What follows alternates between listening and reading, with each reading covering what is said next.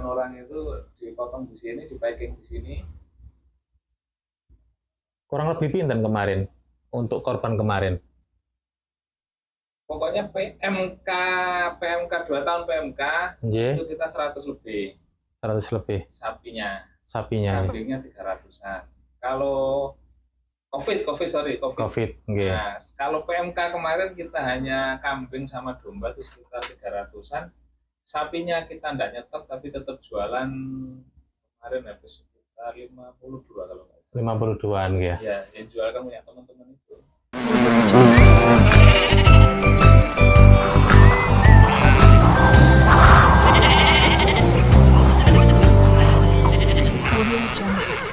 Assalamualaikum warahmatullahi wabarakatuh. Selamat pagi Pak Pitono. Mohon maaf mengganggu waktunya. Pak Pitono, kita bisa untuk meminta ilmu, sharing mengenai ilmu-ilmu yang jenengan dapat dari sekian puluh tahun untuk disaringkan kepada kita, belajar lancar farm, atau kepada rekan-rekan semuanya yang nanti akan menyimak di channel YouTube kita. Perkenalkan Pak Pitono, monggo. Nama? Terima kasih. Kita mungkin sebagian besar teman-teman mudah-mudahan sudah ada yang kenal dengan kandang kurban Sidoarjo. Kita di kandang kurban Sidoarjo dengan aktivitas ya ini breeding domba. Kalau boleh tahu Pak Pitono ini tempat alamannya tepatnya di mana Pak?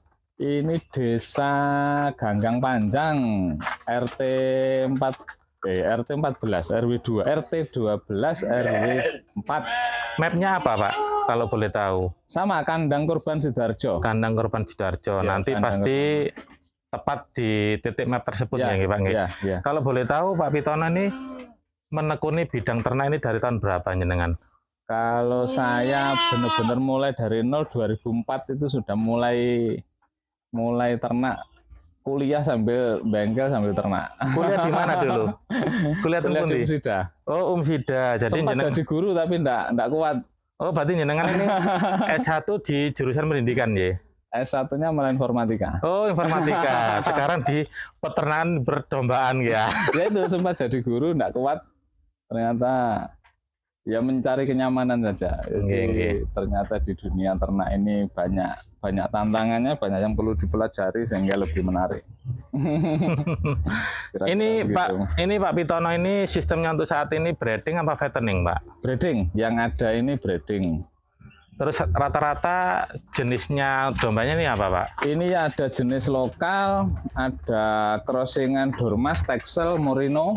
Ya itu, kira-kira itu Texel lah, ini lebih Texel ya. Pitono ini kalau boleh tahu melayani seperti apa, penjualan, akikah atau gimana Pak? Jadi kalau sesuai namanya sebenarnya kita ini konsentrasinya di kurbanan. Jadi aktivitas spesialnya itu di kurbanan, domba, kambing, dan sapi. Tapi di luar kurbanan kita ada breeding domba ini. Terus layanan akikah siap saji. Sesekali berdasarkan pesanan kita melayani pesanan bibit. Bisa mendatangkan ya. Bisa mendatangkan dan calon induk. Apa yang diinginkan oleh customer? Berapa puluh atau berapa ratus? Pak Pitono apakah sanggup untuk mendatangkan barangkali deal dengan harga tersebut? Ya, alhamdulillah kita punya pengalaman kirim ke Jakarta. Jadi melayani tingkat ratusan ekor. Jadi kita sudah ada apa istilahnya sumber barang atau supplier yang siap melayani pesanan kapasitas besar. Sampai detik ini Jakarta masih belum? Enggak. Jadi Jakarta terakhir 2019 ya, karena memang persaingan harga, terus orang Jakartanya datang langsung ke Jawa Timur. Itu yang bikin. Terus begini juga, jadi perbedaan peternak mungkin ini juga menjadi masukan untuk teman-teman di Jawa Timur lah. Jadi kalau teman-teman di Jawa Barat sesama peternak itu komunitasnya kuat dan komunikasinya bagus, sehingga pada masa-masa itu mereka ada kelangkaan bibit, ambil di Jawa Timur. Beberapa tahun kemudian mereka kompak untuk breeding, sekarang mereka surplus. Malah menyuplai dari internalnya sendiri ya? Surplus, akhirnya kalau nggak salah mulai 2020-2021 itu mereka bibit yang sortiran itu dibuang ke Jawa Timur. Itu yang terjadi. Itu yang kita apa istilah? Kalau saya mengistilahkan ya kita perlu memperkuat kekompakan. Kekompakan jaringan sesama peternak. Jangan sampai saling menjatuhkan. Betul. Ya. Nah, kelemahan kita ada di situ. Termasuk juga mungkin dukungan pemerintah lah. Betul. Kita tidak mungkin besar sendirian. Betul. Kita akan bisa besar kalau kita berkelompok, kita bekerja sama. Kita ya istilahnya melangkah bersama itu akan lebih mudah untuk besar daripada sendirian. Betul. Berarti menurut pengalaman jenengan mulai dari awal terus sampai bisa menyuplai dan akhirnya di pihak Jakarta sendiri berdikari sendiri itu karena satu faktor kekompakan sama-sama peternak, kedua memang dari dukungan dari pemerintah setempat ya. Ya, kalau kita banyak diskusi dengan teman-teman yang di sana itu memang salah satunya ya terutama kekompakan tadi bisa sharing ada kendala apa, ada kemampuan apa, ada peluang apa itu benar-benar didiskusikan matang dan digerakkan. Terus pemerintah kan sifatnya mesti di ranah aturan. Di ranah regulasi itu mendukung mereka. Terus masalah dana pemerintah di sana yang menurut pengalaman jenengan kalau dana enggak? Kalau dana enggak, kemungkinan salah satu regulasi itu kan misalnya itu memudahkan hewan dari luar kota masuk dengan syarat yang tidak terlalu ribet. Oh siap. Terus mungkin perizinan terkait pembuatan kandang segala macam itu juga mudah. Mudah ya. Ya. Tapi yang paling perlu kita renungkan di sini memang terutama yang di kita ini kita masih banyak lah sesama peternak itu selalu berpikir bahwa usaha sama itu saling menjatuhkan, bukan usaha sama itu bekerja sama terus berjalan bareng. Itu saja kalau saya melihat kelemahan pokok kita dari situ. Berarti di mindset ya Pak ya, pola pikir ya. Pola pikirnya itu saya ini punya grup sesama belantik lah kalau bahasa anunya ya. Itu ada sekitar 20 lebih itu sulit untuk kita ajak bicara bahwa kita ini perlu berkelompok, berkomunitas untuk memperkuat jejaring kita sehingga kita bisa lebih berdaya lagi. Berarti pola pikirnya itu masih, mohon maaf, masih istilahnya primitif ya. Sebagian besar. Iya, jadi pemikirannya adalah kalau kita itu amati, tiru, dan modifikasi khas dengan kerjaan yang sama, mereka merasa, wah aku nanti tersaing ini. Padahal rezeki takarannya sudah ada sendiri-sendiri. Enggak, yang jelas memang perlu kesadaran betul kalau kita kerjasama itu akan lebih kuat. Itu yang terpenting. Itu sangat-sangat. Ada beberapa organisasi yang sudah ada semacam HPDKI, mudah-mudahan nanti ada yang mendengar dari HPDKI. Ya, PDKI ya, siap. Nah, itu memang kalau yang dirasakan belum benar-benar dikenal atau menyentuh teman-teman yang ada di bawah. Mereka masih bergerak di kalangan peternak atas, peternak elit dalam skala besar. Jadi artinya memang kita berharap betul sebenarnya HPDKI tidak hanya bicara tentang bisnis ternak, tapi bagaimana mengedukasi, bagaimana menyebarkan ilmu-ilmu tentang dunia ternak dan memberikan pengaruh bagi anak muda bahwa dunia ternak ini masih sangat menarik. Oke, Pak Pitono, kemarin saya itu melihat di YouTube laman tentang desa bahwa DD, dana desa di 2023 itu harus dicadangkan 20% untuk ketahanan pangan. Katakanlah dapatnya dana desa 1M ya. 20%-nya itu harus di ketahanan pangan. 200.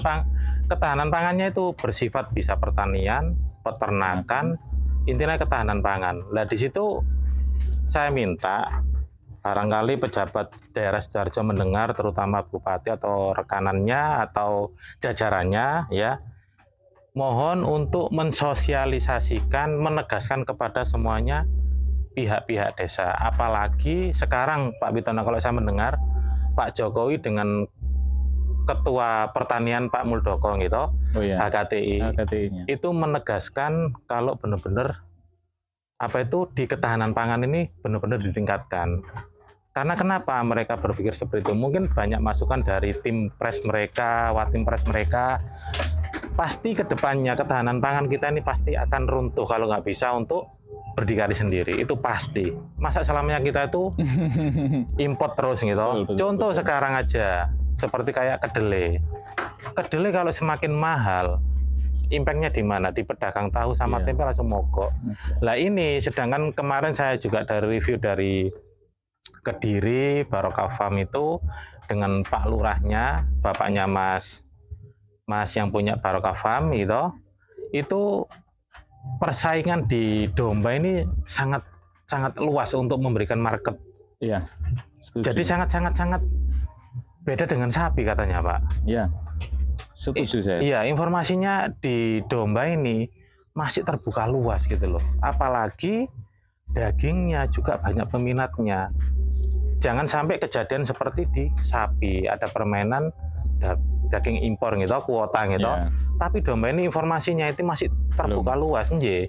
Nggih, moga aja para peternak seperti jenengan Pak Pitono sama rekan-rekan lainnya bisa mengembangkan untuk di lahannya masing-masing, dan para anak milenial juga akan lebih tertarik gitu. Pak Pitono, mengenai tips masalah pakan, jenengan ini dari pakan kering apa pakan basah?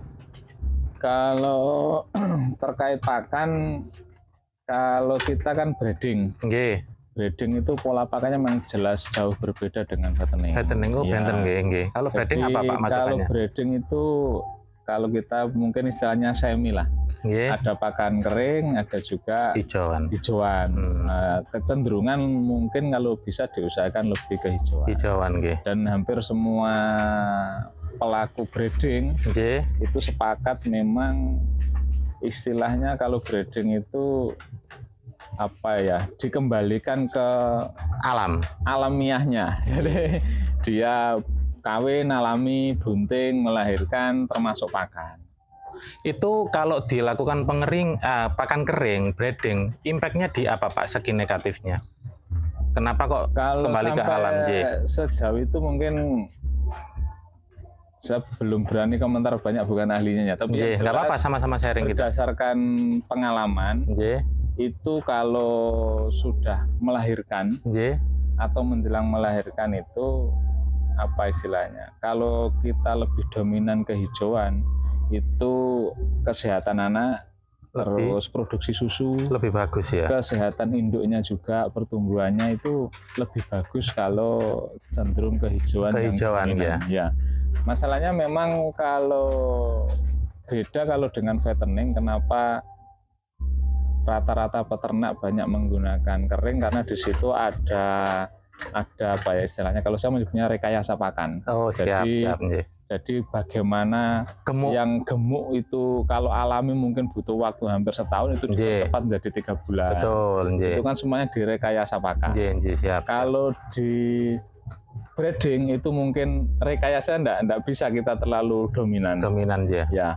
Istilahnya kita kembalikan tadi. Nanti impactnya kalau pakan kering totalitas di breeding, impactnya pasti di anak ya. Rata-rata pernah juga sih kita coba pakan kering itu anak, terus mungkin induk ya enggak tahu itu faktor kenyamanan atau apa, intinya terganggu. Produksi susu, pertumbuhan anak itu akan cenderung terganggu. Saya ada salah satu narasumber Pak Pitono di Banyuwangi, Mas Ibrahim Dadungawu itu 100% hijauan. Iya. Kalau breeding ya disarankan begitu. Jadi dia itu nggak ada pakanan apa, memang di sana kan masalah lahan kan masih murah untuk sewa, tenaga juga masih murah.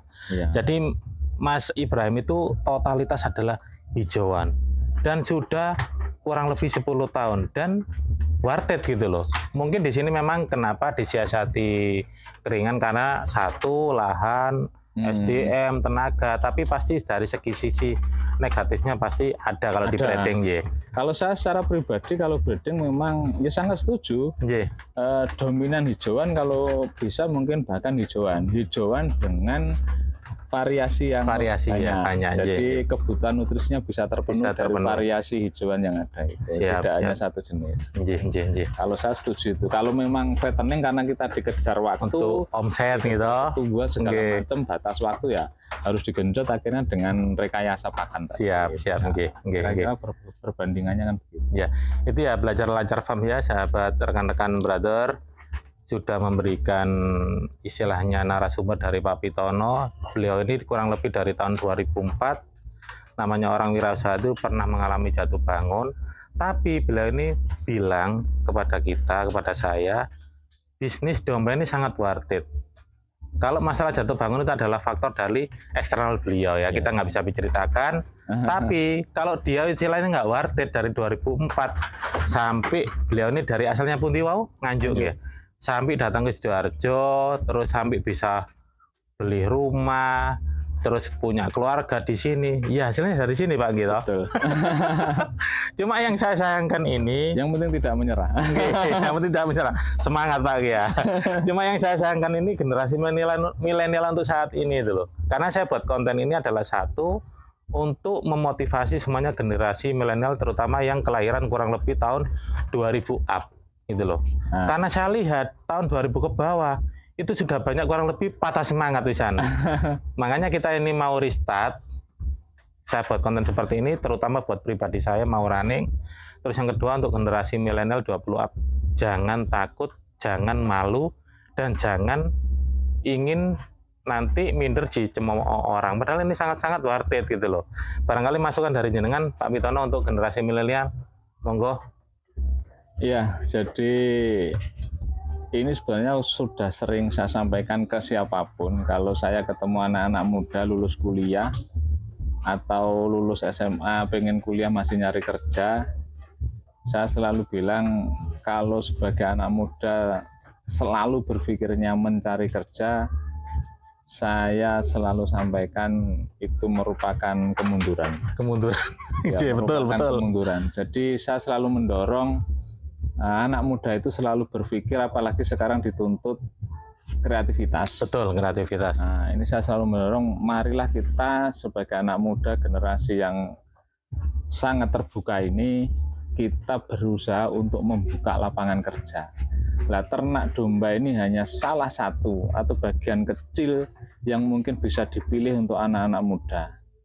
Peluangnya kalau saya bilang masih sangat-sangat luas, masih sangat-sangat besar. Secara market nih ya? Ya, secara market. Kita tahu kemarin 2020, sebelum pandemi 2019, pemerintah melalui Kementerian Peternakan ekspor domba besar-besaran.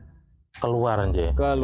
Nah, itu intinya bahwa tidak hanya di internal kita di Indonesia, di luar negeri pun ini daging domba, daging kambing itu banyak diminati sehingga kita sampai ekspor. Nah, ini kan tentu menjadi hal yang menarik bahwa ini kita lakukan sebagai bentuk usaha yang dikerjakan secara profesional. Jangan dianggap ini pekerjaan orang kampung, pekerjaan petani yang tidak berpendidikan.